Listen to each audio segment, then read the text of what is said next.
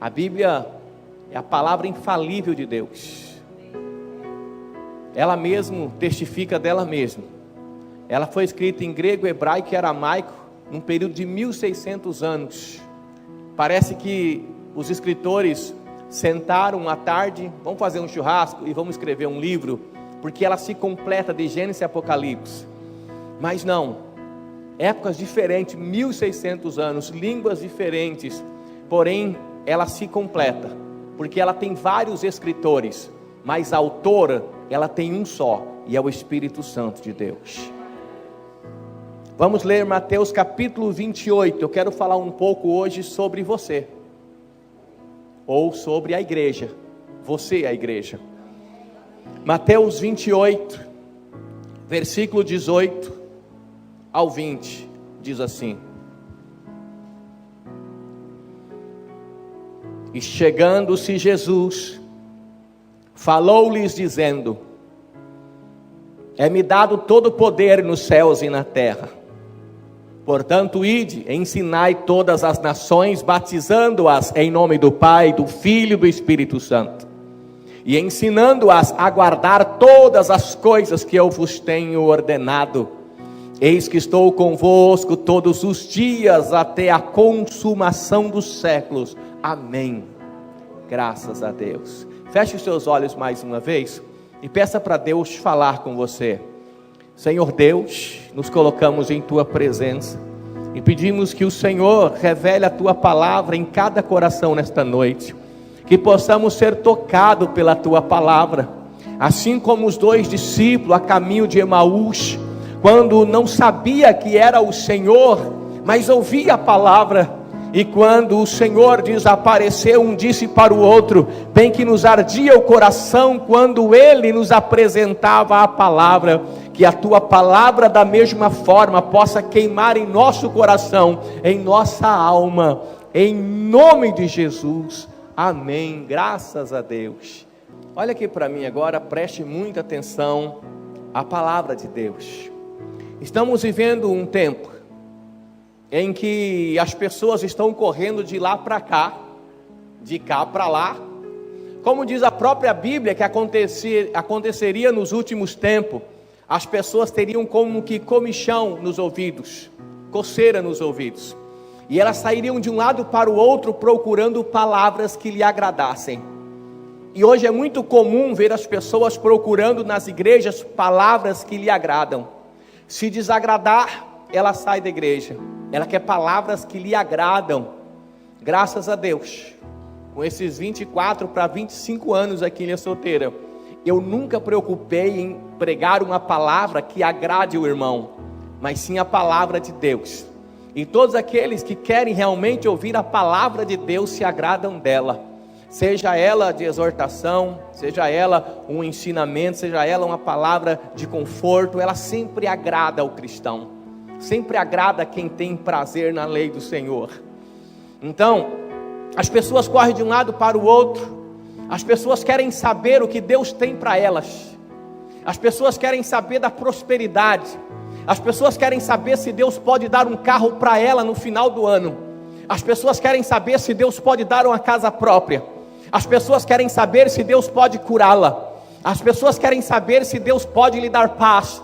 Elas querem saber o que Deus pode dar a ela. Na verdade, Deus pode fazer tudo isso, mas compromisso de Deus é com os seus filhos. O compromisso de Deus é com a sua igreja. Quando Deus enviou Jesus à terra, foi para instituir a sua igreja, e já tinha todo um projeto preparado antes de tudo. Deus já havia preparado um projeto, e esse projeto passava pela entrega de Jesus, depois a ascensão de Jesus, a sua subida aos céus, e a descida do Espírito Santo. O Espírito Santo desceu à terra unicamente e exclusivamente por uma razão, por causa da igreja. Tanto é que quando acontecer o arrebatamento, que muitos crentes nem acreditam, por isso levam a vida de qualquer jeito e deixando para consertar tudo amanhã, como se amanhã lhe permitisse. Mas ao contrário, devemos viver o nosso dia como se fosse o último. mas deixamos para amanhã para consertar depois.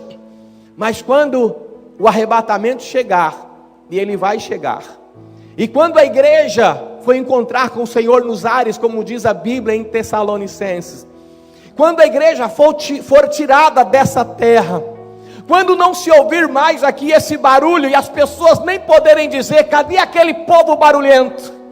E não poder mais ouvir esse barulho que dizia, glória a Deus, aleluia. Quando isso acontecer, a igreja for tirada da terra, o Espírito Santo também vai ser tirado. Porque se a igreja não está, não tem por que o Espírito Santo estar também. E a igreja foi instituída por Jesus. Ela começou então, a igreja, uma trajetória. E quando o Senhor instruiu a igreja, Ele deu vários ensinamentos. Ele preparou a sua igreja para um projeto. Tudo que Deus faz, irmãos, tem projeto. Na vida de um ser humano, tem que ter projeto. Pessoas que vencem são pessoas que têm projeto.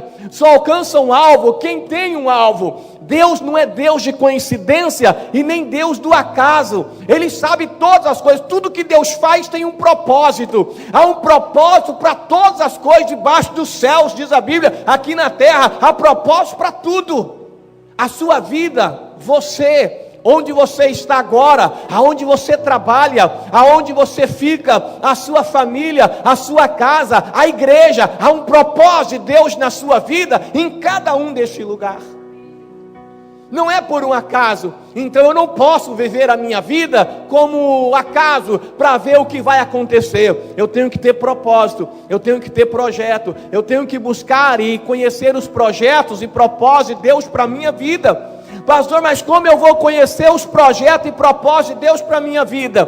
Eu vou orar e em um sonho Ele vai me revelar? Não, comece a caminhar em fidelidade, pega firme com Deus, se envolva com os trabalhos da igreja, comece a trabalhar, comece a caminhar. Então Deus começa, quando você caminha, Ele começa a dirigir você.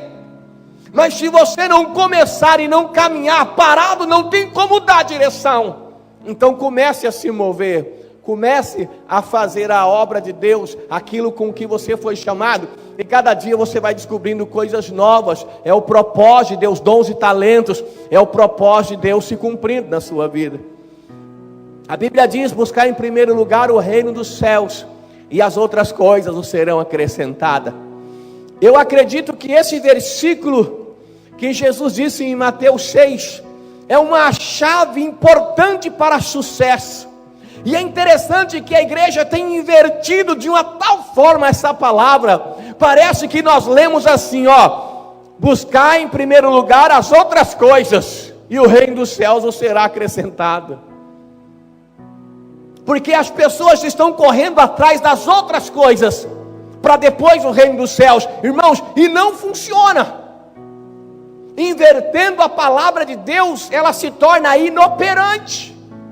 Eu preciso buscar em primeiro lugar o reino dos céus e a sua justiça. Pastor, o que é buscar o reino dos céus? É colocar a Bíblia debaixo do braço e ir para a igreja? Não, buscar em primeiro lugar o reino dos céus é fazer parte do povo, do exército que trabalha para estabelecer o reino de Deus aqui na terra. Ou seja, trabalhar na obra, trabalhar na seara, fazer com que o nome do Senhor seja glorificado, que Ele seja levado às casas, às famílias, aos lares, às cidades, estados, nações, em todo lugar. Essa é uma missão da igreja, do cristão. Jesus, antes de subir aos céus, Ele teve uma conversa com os discípulos, depois de ressuscitado, e Ele disse assim: gente, é-me dado todo o poder nos céus e na terra. Portanto, ide e ensinai todas as nações, batizando-as em nome do Pai, do Filho e do Espírito Santo, e ensinando a guardar todo o mandamento que eu vos tenho dado. E aí Ele faz uma promessa fantástica: se você fizer isso, eu estarei contigo até a consumação dos séculos. Quando a pessoa se preocupa e se envolve com a obra de Deus, automaticamente ela está atraindo para a vida dela a bênção e a proteção de Deus. Mas ser cristão, irmãos, não é essa moda que tem aí hoje. Não é você só querer. Tem gente que acha que Deus é Papai Noel, que ele pode escrever uma carta e vai trazer tudo. Papai Noel não existe, nem traz nada. Então como eu posso comparar Deus assim? Eu sei o que eu quero de Deus, mas às vezes é preciso parar e perguntar: e o que Deus quer de mim? O que Deus está esperando de mim? Quando você foi chamado para viver em novidade de vida, quando você recebeu Jesus como teu Salvador, não tem nenhuma passagem da Bíblia que diz: a partir de agora, meu filho, não terás mais problema, não terás mais luta, não terás mais sofrimento, agora você é crente, agora você é cristão, agora você é minha igreja. Não tem nenhum versículo dizendo isso ou dando essa garantia. Pelo contrário, tem versículo dizendo assim: ó, se você quer me seguir, toma cada dia a tua cruz e vem. Negue-se a si mesmo, tome a cada dia a sua cruz e me siga. Pelo contrário, diz assim, ó: no mundo tereis aflições, lutas, dificuldade, obstáculo. Pelo contrário, diz a Bíblia, ó, o mundo vai odiar você, mas lembre-se, primeiro odiou a mim. Pelo contrário, ainda diz assim, ó: e seja feliz e alegre quando as pessoas falarem mal de você, alegrai e exultai, porque é grande o vosso galardão no céu. Está escrito na Bíblia. Quando te perseguirem, injuriarem, disserem todo mal contra vós, alegrai-vos, porque assim perseguiram os profetas que foram antes de vós, disse Jesus no Sermão da Montanha. Então ser cristão é ser salvo, lavado e remido pelo sangue do Cordeiro. Sim, é ter a garantia da salvação se nós caminharmos e persistirmos em fidelidade até o fim. Sim, mas a caminhada até lá não é fácil. A porta é estreita e são poucos os que passam por ela. E nós, como igreja, temos que fazer o papel de igreja. Irmãos, olha que coisa fantástica. A Bíblia diz que Deus não habita em casa feita por mão de homens. Então a igreja, a gente fala assim: eu vou à igreja, ou eu vou na igreja. Mas o que a gente acha às vezes quando falamos assim, que a igreja é uma placa, é quadrangular, é assembleia, é batista, é esse salão. Irmãos, eu não sei o que era aqui antes de começarmos a igreja nesse salão, e quando sairmos daqui eu não sei o que pode ser uma boate, pode ser um mercado, pode ser qualquer coisa. Porque a igreja não são tijolos, não é objeto inanimado. A igreja, aonde o Espírito Santo habita, é você. Não sabeis vós que sois templo do Espírito e que o Espírito de Deus habita em vós? Você é a igreja. Diga: eu sou a igreja de Cristo. E a igreja de Cristo foi chamada para um propósito e para uma missão. Jesus disse assim, ó: vocês vão para todos os lugares, ide e fazei discípulos de todas as ações, ide e pregai o evangelho a toda criatura. A todos que você tiver oportunidade, anuncie o evangelho, pregue a palavra de Deus. Pastor, mas hoje em dia está difícil convencer as pessoas. Não está escrito na Bíblia que você tem que convencer alguém.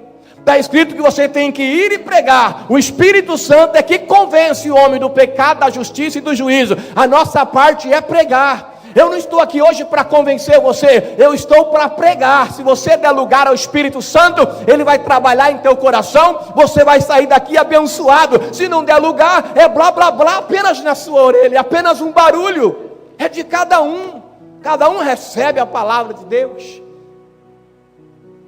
Então nós precisamos, como igreja, saber que fomos chamados por um propósito. E é inadmissível que algumas pessoas dizem assim: eu sou cristão, mas não se envolve com os trabalhos da sua igreja, não participa, não faz nada, não prega, não anuncia a palavra,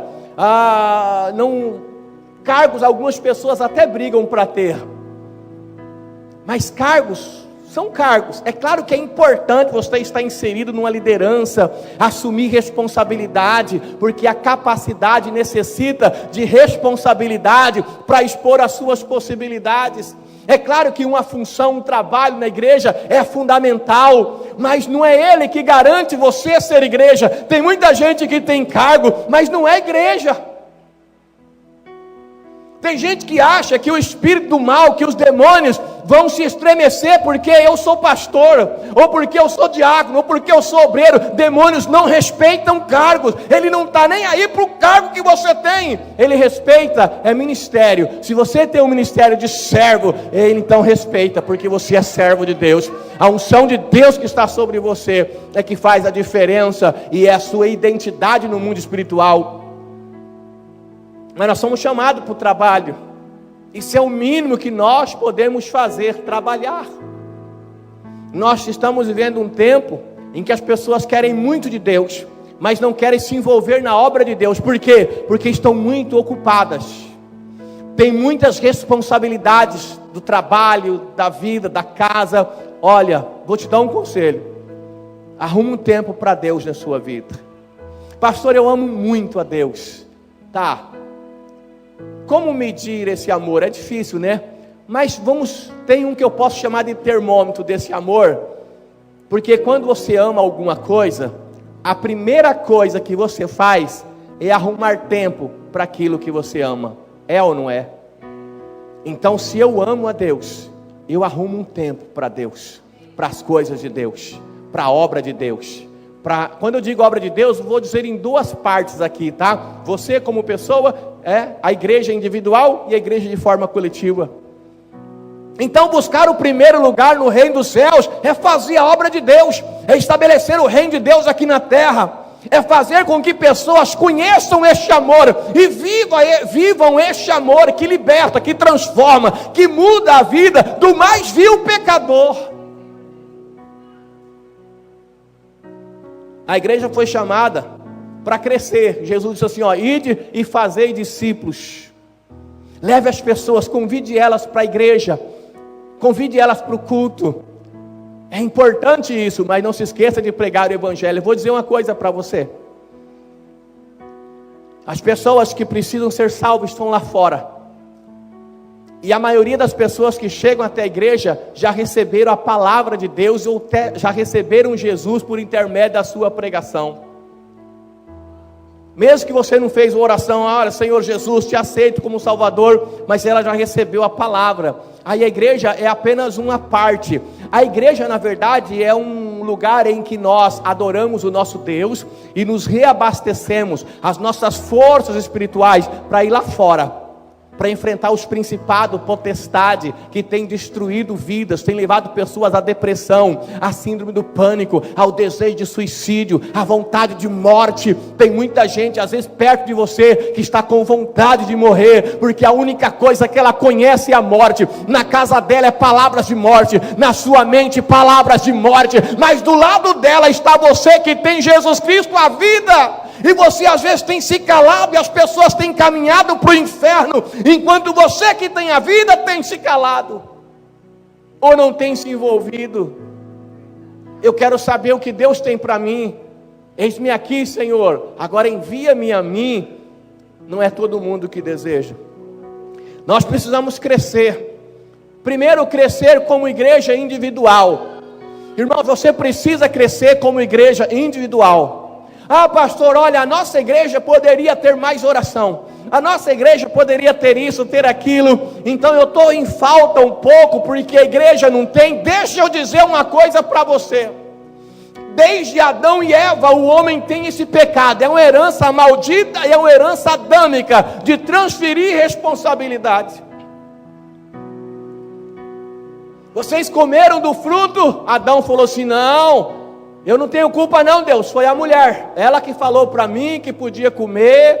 Deus falou para a mulher, mas você? Ela disse, não, a serpente que me enganou. Um vai jogando para o outro. E tem gente que faz isso até na oração, Senhor, eu quero trabalhar na sua obra, orando, hein? Mas você sabe, Deus, aquele irmão lá na igreja, ele me atrapalha, ele me impede, até na oração ele coloca os empecilhos e joga a responsabilidade. E a responsabilidade de crescimento espiritual, sabe de quem é? Sua. Você é responsável pelo seu crescimento espiritual. A igreja vai te ajudar, o pastor vai ajudar, o líder de célula vai ajudar, Tem todo um sistema de trabalho para te ajudar, mas se você não quiser, nem Deus pode fazer, porque Ele te deu livre-arbítrio, você faz o que você quer, tudo é lícito, mas nem tudo convém. Mas eu preciso fazer, eu preciso querer, eu preciso desejar, e eu preciso crescer como igreja, em qualidade. Eu não posso ser aquele crente ou aquele cristão que vai vivendo aos trancos e barrancos. Faz um compromisso com Deus e falha. Senhor, a partir de agora eu vou começar uma vida de oração, mas não começa. A partir de agora eu vou me envolver na célula que tem o trabalho de ganhar almas, mas nunca vai. Quando vai, é de vez em quando. A partir de agora eu vou pegar firme com Deus. Quantas vezes uma canção, uma mensagem, um testemunho tocou seu coração e ele bateu forte, começou a ficar disparado, e você foi num trabalho especial e você disse: agora Deus falou comigo, agora eu vou fazer, agora eu vou realizar, agora eu vou. O tempo foi e você ficou e não foi. A responsabilidade de orar por mim e orar pelos outros. Algumas pessoas só pedem oração: ora por mim, irmão, ora por mim, pastor, ora por mim, fulano, ora por mim. Ele não ora nem por ele. Crescimento em intimidade com Deus, intimidade, comunhão com Deus. Pastor, mas tem gente que tem mais comunhão com Deus do que outros, não tem? Tem. Então quer dizer que Deus se aproxima mais de umas pessoas do que de outras? Não. A sua intimidade com Deus é você quem determina. Diga: a minha intimidade com Deus. Você consegue falar mais forte? A minha intimidade com Deus. Sou eu que determino. Pastor, mas como eu determino? Chega mais perto de Deus. Chegai-vos a mim e eu chegarei a vós. Dê um passo na direção de Deus, Ele vai dar 10, 20, 50 na sua direção. Deus tem prazer em ter comunhão com o seu povo, mas você precisa querer. Pastor, mas como que eu dou um passo para Deus? Que maneira? Tem gente, quando fala em Deus, pensa lá no céu, no espaço sideral. Como é que eu vou? Como é que eu chego mais perto? Através da Bíblia Sagrada, da comunhão, do trabalho, envolver na obra, ouvir a palavra de Deus, levar, ser bênção. Porque, irmão, vou falar uma coisa para você. Você é igualzinho a mim. Eu gosto muito de ser abençoado. Todo mundo gosta de ser abençoado. Mas tem uma coisa melhor do que ser abençoado: é ser bênção na vida de alguém. E essa experiência só tem quem se envolve com a obra de Deus, passa a ser bênção na vida de outras pessoas. Deus começa a abençoar outras pessoas por seu intermédio, a sua oração, a sua visita, o seu aconselhamento, o seu discipulado. Ele transforma, Ele modifica, mesmo que às vezes a passos lentos, mas está tocando e transformando a vida de uma pessoa. E se uma pessoa é transformada, meu irmão, a bênção se estende a toda a família dela. E a Bíblia diz que se estende até 1000 gerações. Tem gente que você não conhece, e se Jesus não voltar daqui uns 200 anos, você não vai conhecer. Mas tem gente que daqui 200 anos vai estar servindo a Deus por sua causa. Você sabia disso?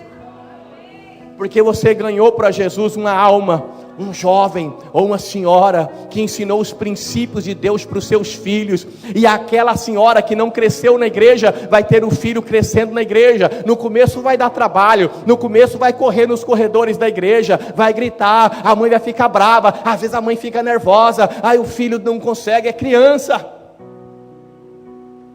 Quando começa a atrapalhar o culto, pega no colo, leva lá no fundo, vai lá na escolinha, dá um jeito, volta, dá trabalho, dá. Pastor, mas corre, pega, segura, não pode ficar correndo dentro da igreja. Pastor, mas e no final não tem jeito, se for segurar é complicado.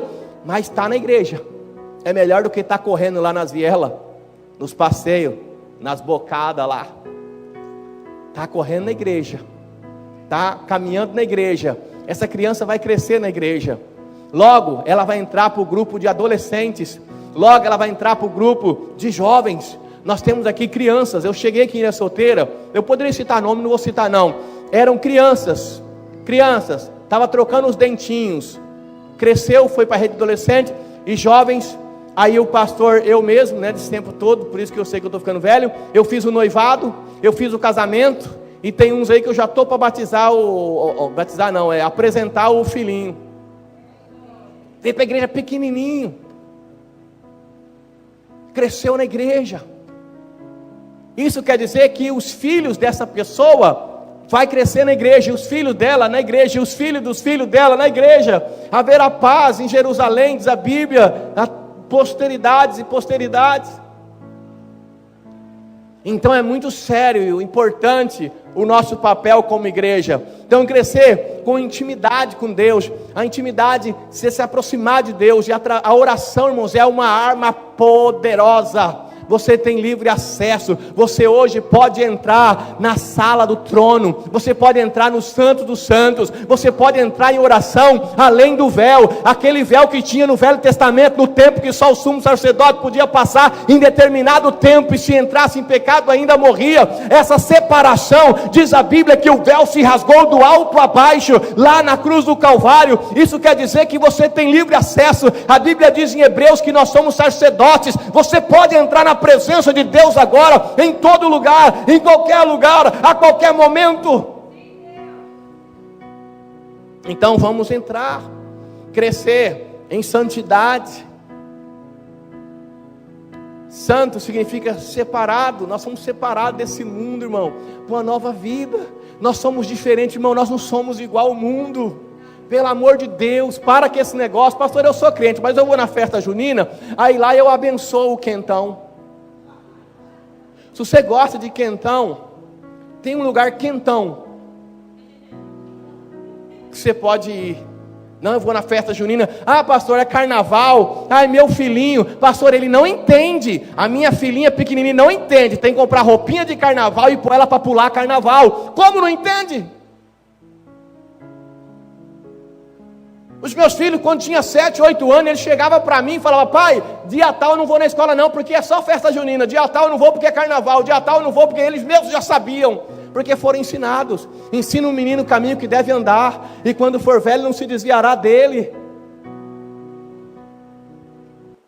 É questão de ensinamento. Vamos viver em santidade. Hoje está uma bagunça. Tem igreja que faz festa de todo tipo, igual o mundo. É a festa junina de Cristo, é o carnaval, o bloco do carnaval de Jesus. Um dia um pastor chegou para mim: pastor, eu queria convidar os seus jovens para um evento que nós vamos fazer em tal lugar. Eu falei: como que chama o evento? Baladinha gospel. Eu falei: vai não, não vai não. Que baladinha gospel? Mas como que vai ser essa baladinha gospel? Vamos pôr umzinho lá e o jovem vai... Falei: tá amarrado. Ô pastor, o senhor é meio atrasado. Eu falei: nada, eu sou adiantado.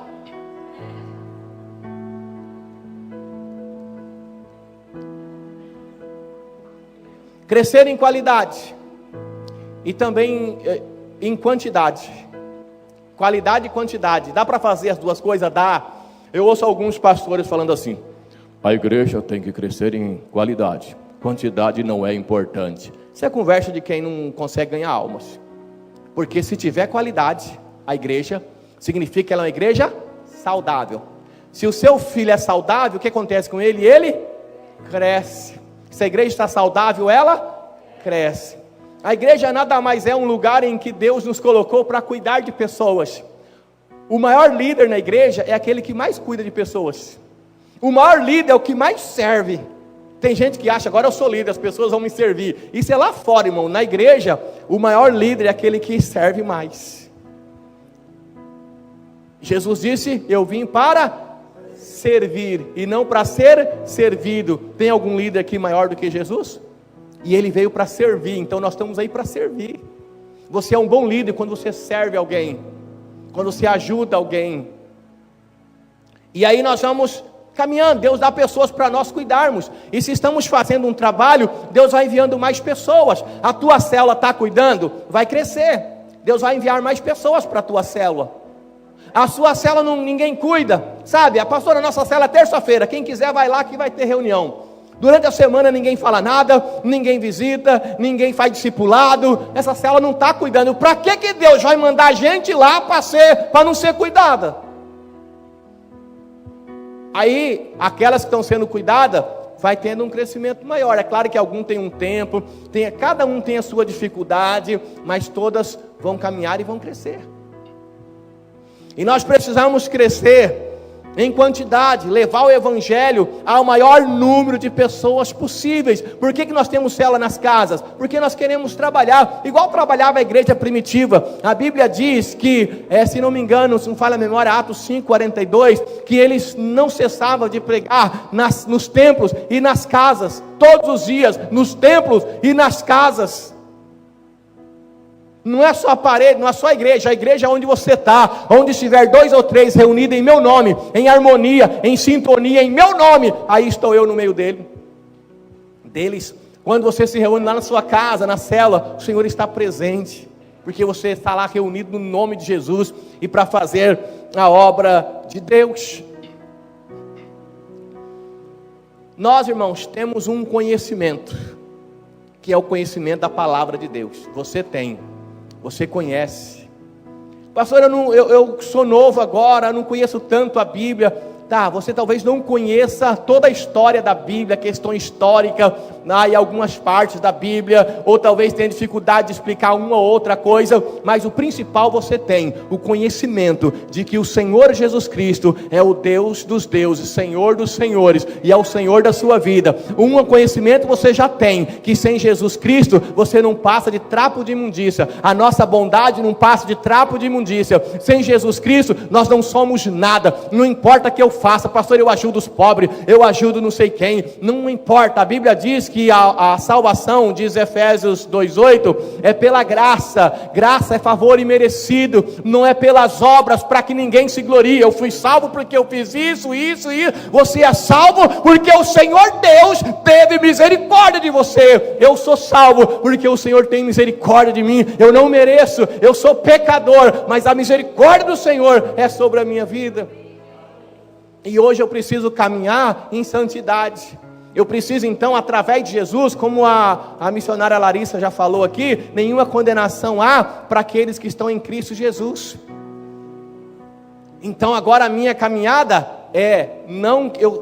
irmãos, quando eu digo que você é santo, que eu sou santo, porque ser santo é uma exigência da palavra de Deus, do próprio Deus. Sede santo porque eu sou santo. Deus não está exigindo algo que você não possa fazer. Quando a gente fala em santo, é santificado pela palavra de Deus.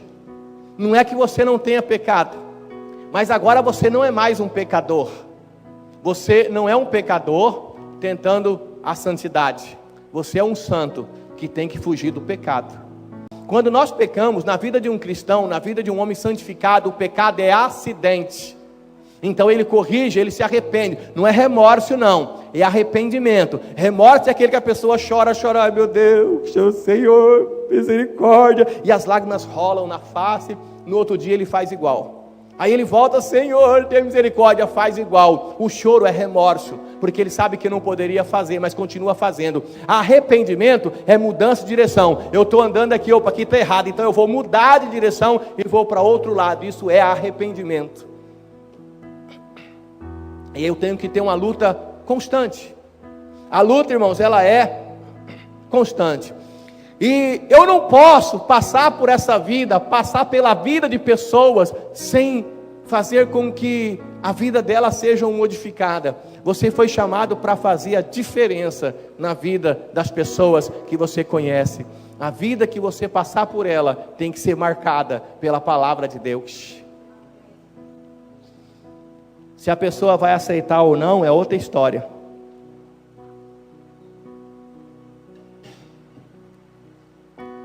No mínimo,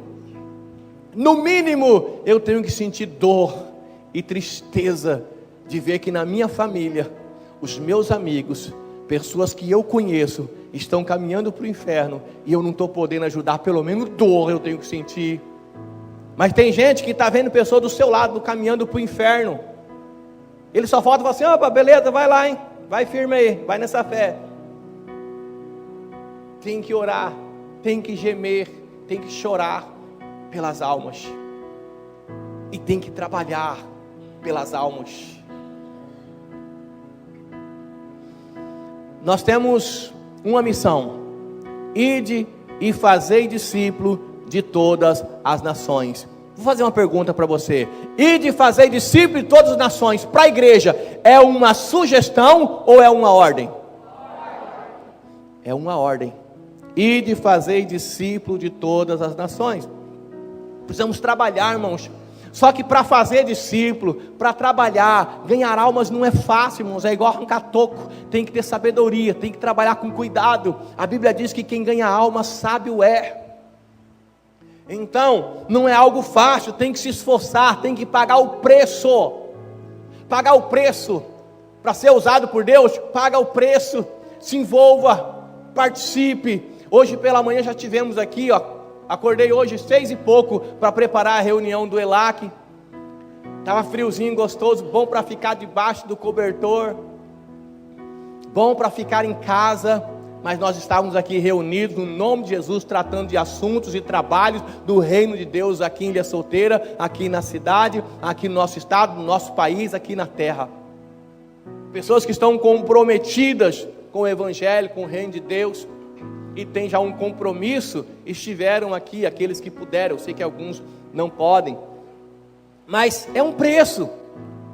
Oração é um preço a ser pago, comunhão, jejum, é preciso se envolver, é preciso se capacitar, ler.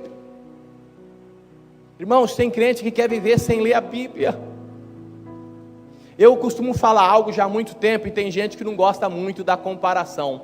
Tem gente que acha que até não é santo comparar, mas eu não vejo problema nenhum. A Bíblia Sagrada é a palavra de Deus, mas para algumas pessoas ela não tem valor algum. Agora vem a comparação. Para muitas pessoas, inclusive para muitos que estão aqui hoje, o papel higiênico é mais importante do que a Bíblia. Pastor, isso é blasfêmia. Pastor, isso é absurdo. É absurdo? Então vamos lá. Não precisa responder não, tá? A pergunta é retórica. Quantas vezes você pegou a Bíblia e usou a Bíblia essa semana? Talvez uma, talvez duas, talvez três. Muitos nem pegaram a Bíblia só para trazer na igreja. Eu não preciso perguntar quantas vezes você usou papel higiênico essa semana, esse dia, só hoje. O celular é mais importante do que a Bíblia. A gente acorda, tem gente que nem dorme direito por causa do celular. Ele acorda, o celular está na mão. Ele vai para a rua, o celular está na mão. Todo lugar que ele vai, o celular está na mão. E a Bíblia é deixado de lado, pega de vez em quando para vir na igreja. Estou dizendo que você não possa usar o celular, não possa ter, não possa carregar. Eu tenho, carrego para todo lado. O que eu não posso é deixar a palavra de Deus de lado. Quando acorda pela manhã, quando você acordar pela manhã, ao abrir os seus olhos, olha, seja grato. O primeiro pensamento que tem que vir é: obrigado, Senhor, por esse presente chamado presente. Eu acordei, eu estou vivo. Muitas pessoas nesse domingo não acordaram, dormiram ontem e não acordaram. Você acordou, Deus te deu um presente, a vida. Você tem vida, você tem sonhos, você tem projeto. Agradeça a Deus por estar vivo, agradeça a Deus pela sua saúde, agradeça, seja grato. Acordou, a primeira coisa que faz é agradecer a Deus. Depois você vai mexer no celular. Mas as pessoas acordam, irmão, nem vai no banheiro, nem lava o rosto. Ela abre o olho assim, está até meio colada assim, ela já vai no celular.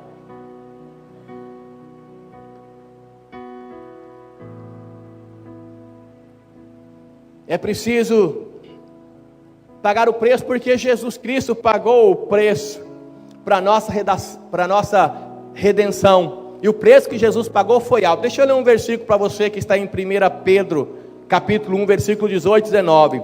Sabendo que não foi mediante coisas corruptíveis, como prata ou ouro, que fostes resgatados do vosso fútil procedimento que vossos pais vos legaram, mas pelo precioso sangue, como de cordeiro sem defeito e sem mácula, o sangue de Cristo. Você foi comprado, irmãos, pelo sangue de Cristo, mas não foi um sangue qualquer não, é sangue sem defeito, sem mácula, ou seja, ele teve que vencer o pecado. Ele foi tentado, mas ele não pecou, porque se ele tivesse pecado, não havia legalidade para a salvação do ser humano, para pagar a dívida que nós tínhamos com o diabo.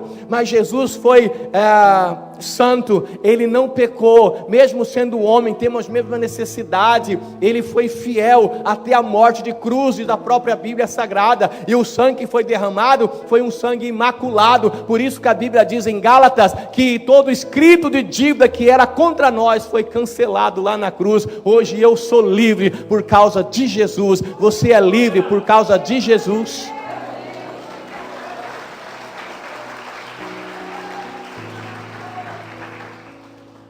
Mas precisamos ter um alvo na vida, projeto, porque só alcança o alvo quem tem um alvo. E a pessoa que não sabe para onde está indo, diz: pastor, eu estou indo, para onde? Não sei, mas estou indo. Pode chegar a um lugar indesejado. Toma cuidado, precisa saber para onde você está indo. E para todo alvo, para tudo que você vai fazer, tem um oponente. Pessoas que não querem enfrentar as lutas, não chegam a lugar algum. Pastor, eu quero trabalhar num salão de cabeleireiro, tem que fazer o curso, não é só chegar lá e falar: vem cá, deixa eu cortar seu cabelo. Você vai? Você já, não, eu só estou com vontade, eu vi uns negócios lá no YouTube, já quero cortar seu cabelo, vou fazer progressiva. Você sai fora. A pessoa faz um curso, monta o salão, aí você às vezes pega até referência, tem que pagar o preço. E quando vai estudar, não é fácil, até ir lá, fazer os cursos, comprar o material, às vezes abdicar de algumas coisas, para poder ter o dinheiro.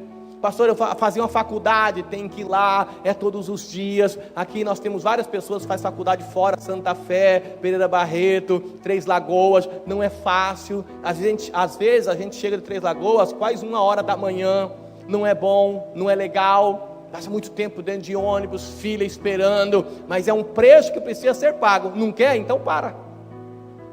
Na vida tudo tem um preço, e para todo alvo há um oponente, mas nós precisamos cumprir Filipenses 3,14, prossiga para o alvo, não importa quais sejam os obstáculos, continue caminhando, por mais difícil que seja, continue caminhando, reme com os dois remos. Porque tem gente que pega o barquinho da vida. Como é que você está, irmão? Eu vou remando. Mas é um remo só. E ele fica dando volta. Passa 10 anos. E irmão, como é que você está? Eu estou remando. Direção, 2 remos e vai para o alvo. A tempestade, ela sempre virá. Irmãos, tempestade sempre virá. Se você quiser que eu diga para você: irmãos, agora você é só vitória, quando vier as lutas, preocupa não, Deus vai te dar a vitória, as lutas vão ser pequenas. Não, vão ser grandes, e elas são grandes. E quanto maior o seu projeto, maiores são as lutas e obstáculos. As lutas existem, mas é importante que você saiba que se você for fiel, o Senhor vai passar com você pelas lutas. Ainda que você ande pelo vale da sombra da morte, o Senhor estará contigo, e a palavra dele vai te proteger, vai te guardar, vai cuidar de você. Estarei convosco todos os dias até a consumação do século. Todo momento o Senhor estará contigo, se você caminhar em fidelidade. Mas a tempestade, ela virá. A tempestade pode fazer alguns estragos? Pode fazer, mas a tempestade não dura para sempre. Irmãos, não tem luta que não acaba, não tem tempestade que não acaba. Depois da tempestade vem a bonança, e a bonança sempre é maior do que a tempestade. Então eu preciso caminhar crendo e confiando na palavra de Deus, e enfrentar os oponentes. Irmãos, as lutas eu preciso enfrentar, e tem 3 tipos de oponentes. Rapidinho, falar os 3 tipos de oponentes. O mais difícil, irmãos, de ser vencido. Você sabe qual o seu maior oponente? O mais difícil de ser vencido? Você não vai conseguir ver ele aqui hoje, pelo menos agora, mas no final do culto, se você quiser ir no banheiro, dá para ver ele lá. Quem que é? Você mesmo. Você olha no espelho, lá está o seu maior oponente. Na verdade, a sua vitória ou a sua derrota depende de você, depende das suas atitudes, depende das suas decisões. Então é muito importante. Então nós temos nós mesmos, nossos pecados, as nossas limitações, nós precisamos vencer. Irmãos, nós precisamos crescer a cada dia. Eu não posso ter limitações e dizer assim: mas eu sou assim, porque eu tenho esse problema, porque Deus não cuidou de mim, porque eu nasci desse jeito. Não importa qual é o problema que você está enfrentando, não importa qual é a sua luta, haverá sempre oportunidade para você crescer e fazer a obra de Deus. Pastor, eu queria tanto pregar o evangelho, mas eu não sei falar. Você fala muito melhor do que a mula de Balaão, e ela falou. Se a mula falou, você pode falar. Se a mula falou, eu posso falar. Então precisamos fazer a obra. Pastor, eu não sei falar das coisas de Deus, mas sabe falar de futebol, sabe falar de política, sabe falar de filme, sabe falar de seriado, sabe falar de novela, mas e a Bíblia? Aí eu já não sei falar. Então está na hora de tomar vergonha na cara e começar a aprender a falar das coisas de Deus, não é? Ou eu estou falando demais aqui?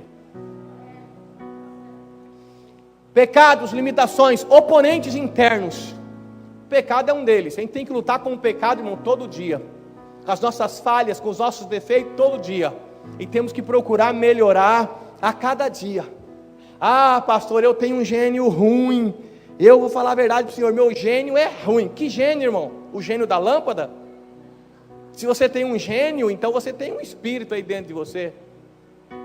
Não, pastor, é que os antigos... Primeiro não é gênio, é gene, que vem de genética. Mas não necessariamente um gene de genética vai trazer a você a ser quem você é. A genética, ela é muito forte, ela traz muitas coisas para as pessoas, muitas coisas são hereditárias, mas quando você vai crescendo, o mundo em que você vive, o que você aprende, o que você dá valor, vai formando você. Você vai sendo formado. Você pode perceber que você que é pai hoje, você pode, deve, eu acredito que você seja um pai melhor do que o seu pai foi. Não que o seu pai tenha sido ruim, mas era o jeito, né? Era o jeito da madeira, é o que eles sabiam. O pai trabalhava o dia inteiro, chegava tarde, a gente já chegava de cabeça baixa. Eu que sou orelhudo, a orelha quase ralava no chão, chegava perto do meu pai assim. Ai de mim se falar qualquer coisa. Ai de mim se reclamasse. Ai de mim se falar assim: pai, você é o que, moleque? É o Senhor. Era assim. A gente vai crescendo e tinha muitos ensinamentos importantíssimos. Agora, a gente vai crescendo e sendo um pai melhor. Você precisa ser uma mãe melhor. Você vai evoluindo, vai melhorando, tá? Mas você não tem gênio ruim, porque fulano era ruim, eu sou também ruim. Eu nasci, você não nasceu assim não. Você tem temperamento. E o temperamento tem um mais explosivo. Pessoa que fica brava, explode rápido. E tem pessoas que é calma, tranquila. Qual que é melhor? Ser explosivo ou ser calmo? Não. É bom as duas coisas. Calmo. A pessoa calma demais, está atravessando a rua, fala: ó, o carro está vindo. Ela falou: vem não. Mas está vindo o carro, vem não, maninha. Pá! Morre. Tá? Então todo temperamento, irmãos, tem o lado ruim e o lado bom. O que eu tenho que fazer? O lado bom, trabalhar para melhorar ainda. E o lado ruim para amenizar. Então eu preciso trabalhar isso. Tá? Não é só aceitar e sair caminhando. Tá? Então, às vezes, dentro de uma própria família, tem temperamento diferente. Um é muito calmo, o outro é mais explosivo. Aquele mais explosivo tem que tomar cuidado para não errar e não pecar, não ficar irado e pecar. Só que às vezes o jeito dele toma decisões mais rápidas, ajuda mais, de repente caminha mais e leva o outro junto. Então não tem esse negócio de o meu temperamento é melhor ou o seu é melhor. Então as pessoas, cada um tem um temperamento e tem um jeito de ser, e temos que respeitar todo mundo, temos que ter sabedoria, e a sabedoria é a arte de entender as diferenças e respeitá-la.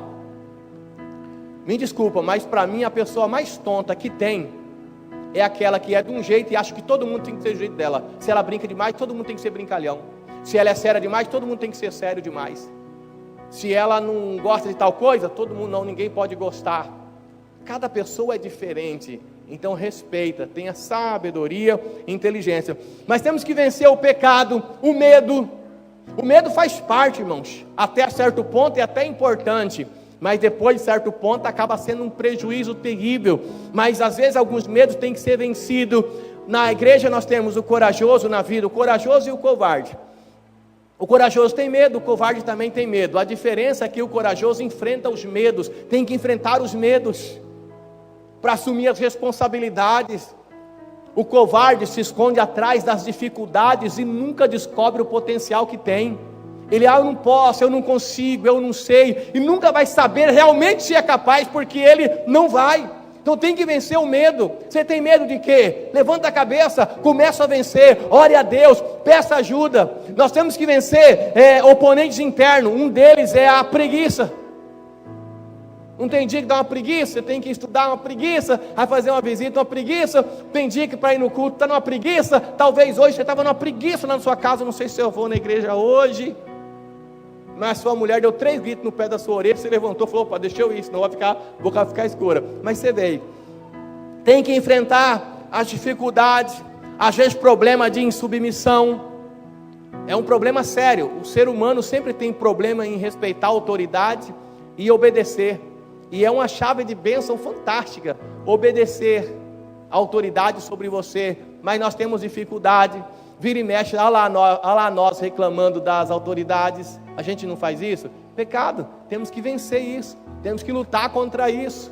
Temos que saber e tomar cuidado com o que a gente fala, em desejos próprios. A gente tem algumas vontades e às vezes esses desejos próprios vão tomando frente. E o que acontece? Muitas pessoas, a igreja está em segundo plano, o evangelho, a obra de Deus, porque ele tem alguns desejos próprios, ele está correndo atrás daquilo e deixa a obra de Deus de lado, e ele se torna igual o povo que a Bíblia registra no livro de Ageu. Começou a sofrer, nada dava certo, o salário é colocado em saquitel furado, as roupas parece que tinha muita, mas continuava sem roupa, cobria, continuava com frio, e foi reclamar para Deus. Deus falou assim: vocês estão correndo, cada um pela sua própria vida, e deixando a minha obra de lado. Volte para mim, e eu voltarei para vocês. Leia o livro de Ageu, você leva 15 minutos para ler. Além dos oponentes internos, nós temos os externos. Esses oponentes internos são famílias, às vezes familiares, que tentam barrar você. Você começa na obra, você quer trabalhar, né? Às vezes assim, não precisa se manifestar, mas eu garanto que um monte de mulher aqui já ouviu isso do marido. Pelo amor de Deus, hein? Por que você não compra um colchão e vai para a igreja, já mora lá, dorme lá, você não sai dessa igreja? Por quê? Porque ele foi acostumado que na religião dele, ele indo na missa do galo uma vez por ano já está bom, e ele acha que é católico, né? Eu sou católico, apostólico, romano, só vai na missa do galo. O católico vai todo domingo na missa. Mas percebeu que o evangélico participa mais ainda? Se tiver 3 cultos da semana, 3 cultos, tem cela, tem visita, a semana quase toda ele está envolvido na obra de Deus. E tem que enfrentar as dificuldades. Às vezes, principalmente os mais jovens vão batizar. Você está atraindo a religião da nossa família. Tem que ouvir piadas. Tem que aguentar aquele parente chato. Sabe aquele tiozinho chato que tem na família? Você chega lá, eu fiz um pavê. É pavê ou para comer? Eu fiz um pudim. É pudim ou é para mim? Esses são os primeiros. E aí, irmão, tomar uma cervejinha, sabe que você é crente, sabe que você não vai beber lá, e sabe que você não toma, mas uma cervejinha? E aí, irmão, tem uns que oferecem para mim, eu vou em alguma família de vez em quando. Ô pastor, vamos tomar uma? Toma uma, vergonha na cara, rapaz. Na verdade a gente ri e faz aquela cara de bobo, porque está na casa dos outros, né? Mas tudo bem. Então, famílias, pessoas à nossa volta, no trabalho, dentro da igreja. Tem gente que se levanta, irmãos, na nossa família, dentro da igreja, no trabalho, para desmotivar. Então nós precisamos vencer esses oponentes. Então, além do interno, tem o externo, e tem os espirituais e materiais, oponentes visíveis e invisíveis. O diabo tem se levantado para que você não se envolva com a obra de Deus, para que você desista do projeto, para que você caminhe desanimado. Mas precisa vencer esses oponentes e fazer a obra de Deus. Eu queria falar mais, só que o tempo não deixa. Então deixa eu só encerrar com esse versículo. 2 Coríntios 15, 58. Eu não vou nem ler, alguém me fala a parte principal desse versículo.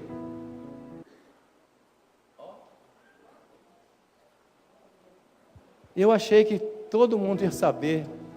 É que vocês não estão ligando o versículo a... Eu vou dar uma ajuda. Ele começa com: o nosso trabalho não é vão, e termina no Senhor. Tá? O que esse versículo diz? Tá vendo? É só dar dica. Tem uns que erraram aí, mas eu dei a dica. Nosso trabalho não é vão no Senhor. Todo trabalho você será recompensado. Se o pastor dessa igreja que sou eu é falho e às vezes não consegue enxergar melhor o seu trabalho, ou reconhecer o seu trabalho, fica tranquilo. O pastor do seu pastor, que é o pastor dos pastores, está vendo o seu trabalho e ele vai te recompensar. E se o pastor, que sou eu, te recompensar, não é muito bom, porque você acaba perdendo o seu galardão. Deixa que Deus recompense você pelo trabalho. Seja fiel em todo o tempo, não importa o que aconteça. Você é igreja, você precisa crescer em qualidade e precisa crescer em quantidade. Então vamos nos levantar, fincar a bandeira da igreja do Evangelho Quadrangular, em primeiro lugar a bandeira de Jesus Cristo, e anunciar nos 4 cantos desta cidade que Jesus Cristo salva, batiza no Espírito Santo, que Jesus Cristo cura e breve voltará para buscar a sua igreja. Amém. Graças a Deus. Aplauda bem forte. Enquanto você aplauda, glorifica o nome do Senhor. Você aplaude e a sua boca diz: glória a Deus, aleluia, bendito é o nosso Deus.